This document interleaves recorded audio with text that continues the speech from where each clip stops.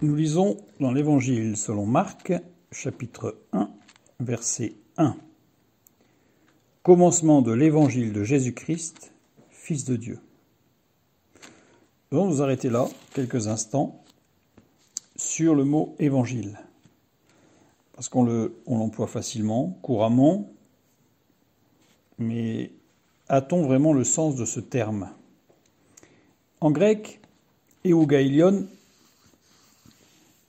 il est d'abord associé à la parole de Dieu en référence à un mot hébreu de l'Ancien Testament, bassar, qui signifie la bonne nouvelle du salut, annoncée par les prophètes.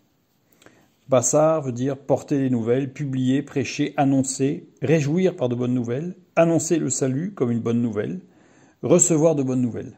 Bassar. Petite remarque, traduire euangelion, évangile, seulement par l'expression littérale bonne nouvelle, ce qui est souvent le cas dans le Nouveau Testament, là ça a été gardé par le mot évangile, mais sinon souvent c'est bonne nouvelle, ne rend pas compte de la réalité spirituelle attachée à la pensée biblique du terme. Les apôtres faisaient le lien avec la bonne nouvelle du salut des prophètes de l'Ancien Testament, et cette bonne nouvelle, cette euangelion, c'est Jésus-Christ, la parole faite chair. D'ailleurs, bibliquement, ce mot est défini par l'apôtre Paul, particulièrement dans l'Épître aux Romains, au chapitre 10, les versets 13 à 17. Je vais les lire rapidement, parce que c'est l'introduction de l'Évangile de Marc. Et quand on comprend cette introduction, on va voir que l'Évangile de Marc va prendre une couleur particulière. Donc, Romains 10, 13 à 17, « Car quiconque invoquera le nom du Seigneur sera sauvé. Comment donc invoqueront-ils celui en qui ils n'ont pas cru ? Et comment croiront-ils en celui dont ils n'ont pas entendu parler ? Et comment en entendront-ils parler s'il n'y a personne qui prêche ? Et comment y aura-t-il des prédicateurs s'ils ne sont pas envoyés ? Selon qu'il est écrit, qu'ils sont beaux les pieds de ceux qui annoncent la paix, de ceux qui annoncent de bonnes nouvelles. Mais tous n'ont pas obéi à la bonne nouvelle. Aussi, Ésaïe dit-il, Seigneur, qui a cru à notre prédication ? Ainsi, la foi vient de ce qu'on entend, et ce qu'on entend vient de la parole de Christ. Ici, l'apôtre Paul fait une citation de deux passages bibliques, deux passages de l'Ancien Testament. Une dans Ésaïe 52, verset 7, « Qu'ils sont beaux sur les montagnes les pieds de celui qui apporte de bonnes nouvelles, qui publie la paix, de celui qui apporte de bonnes nouvelles. » Et dans Naoum, chapitre 1, le verset 15, on a la même chose, une reprise. « Voici sur les montagnes les pieds de celui qui apporte les bonnes nouvelles et qui publie la paix. » Et ici, à chaque fois, le terme « apporter la bonne nouvelle », c'est « bassar », justement. Ce terme hébraïque, « bassar ». Cette bonne nouvelle, annoncée à tous. Et on va voir qu'il y a quelque chose de particulier, c'est que le mot « évangile », les mots « Jésus »,« Christ »,« Fils de Dieu », chaque mot est au génitif en grec. Le génitif, c'est porte les notions d'appartenance, de partition et d'origine. Et le premier mot, commencement. On retrouve un peu ce qu'il y a dans Jean, chapitre 1, au commencement. Surtout que c'est le même mot, puisque commencement ici, c'est arché en grec, qui désigne le commencement, mais qui désigne aussi le principe et aussi l'archétype. Arché, archétype, le modèle. Et comme les termes qui suivent sont au génitif, alors on peut traduire par le commencement ou le principe de toute chose, appartenant à ou ayant son origine en Jésus-Christ, Fils de Dieu. Donc le terme insiste sur l'appartenance, l'origine qui est Jésus-Christ. Parce que tel que c'est traduit, commencement de l'évangile de Jésus-Christ, on a l'impression que c'est le début d'un récit biographique. Mais c'est bien plus que ça. Puisque Marc nous dit qu'ici, voici le principe du message du salut qui se trouve être en Christ seul, le Fils de Dieu.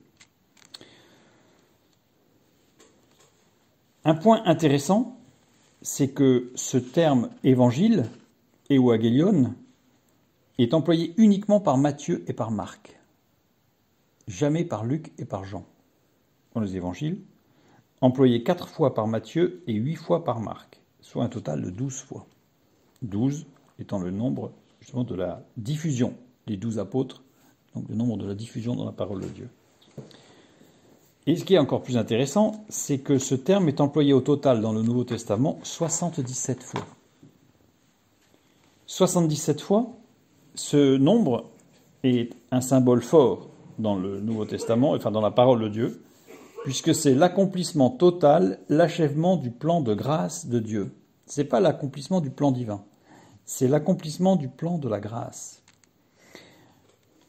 77, c'est le nombre de fois qu'il faut pardonner les offenses. Matthieu chapitre 18, verset 22. Entre Adam et Jésus-Christ, il y a 77 générations. Caïn est vengé 7 fois, mais les mecs 77 fois. Quand on étudie le passage, on voit qu'il y a le rapport au fait que Caïn s'est repenti et est revenu à Dieu. Les passages prophétiques concernant la naissance du Messie, que l'on trouve dans Michée, chapitre 5, le verset 1, « Et toi, Bethléem, Ephrata, la moindre des clans de Juda, c'est de toi que naîtra celui qui doit régner sur Israël. » Ses origines remontent au temps jadis, aux jours antiques. 77 lettres dans ce verset. Et nous avons Zacharie 9.9, où il est question du roi Jésus transporté sur un ânon, qui est aussi constitué de 77 lettres. Et ce ne sont pas les seuls versets messianiques qui sont constitués de 77 lettres. Donc ça montre que 77, c'est important, c'est l'accomplissement total du plan de salut. Et justement, ce mot évangile est employé 77 fois. Et maintenant, le principe même, justement, de cette bonne nouvelle va se travailler. Le verset 2, premier chapitre de Marc, « Selon ce qui est écrit dans Ésaïe le prophète, voici, j'envoie devant toi mon messager qui préparera ton chemin. » Verset 3, « C'est la voix de celui qui crie dans le désert, préparez le chemin du Seigneur, aplanissez ses sentiers. » Donc là, c'est l'introduction. C'est l'évangile, la base, l'archétype. Ici, Marc fait une citation. La citation dans Ésaïe, chapitre 40, le verset 3.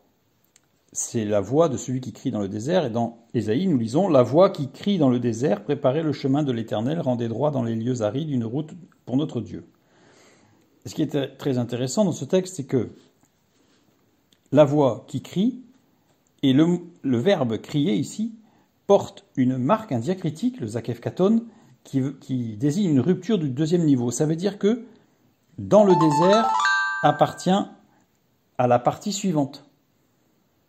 C'est-à-dire, il faut lire la voix qui crie, deux points, dans le désert, préparez le chemin de l'Éternel.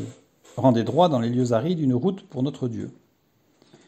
Ça veut dire quoi? Ça veut dire que le principe de l'évangile de Marc, ça va être de souligner, de mettre en évidence que Jésus est incompris, qu'il est seul, et que c'est dans la solitude que l'on prépare le chemin de Dieu, la voie de Dieu.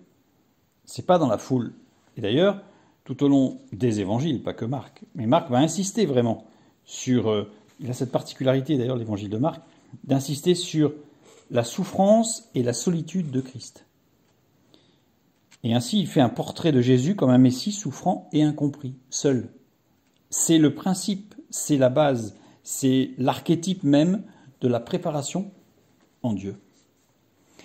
Et c'est vrai pour Jésus, bien sûr, mais si c'est vrai pour Jésus, c'est encore plus vrai pour nous. Nous avons tous connu, et nous connaissons tous, et nous connaîtrons certainement tous, des temps de désert. Eh bien, dans ce temps de désert, préparez le chemin du Seigneur. Parce que ce n'est pas la voix qui crie dans le désert, parce qu'il y a cette expression qui vient du texte biblique, il crie dans le désert. Sous-entendu, il n'est pas entendu puisqu'il prêche à personne en fait. Alors que là, ce n'est pas le cas. C'est détourné du texte biblique. C'est celui qui crie, dans le désert, préparez-vous, préparez le chemin. Quand vous êtes seul, quand nous sommes seuls, quand nous ressentons cette solitude, c'est très déplaisant. C'est signe de souffrance, comme Christ, qui a connu cette solitude.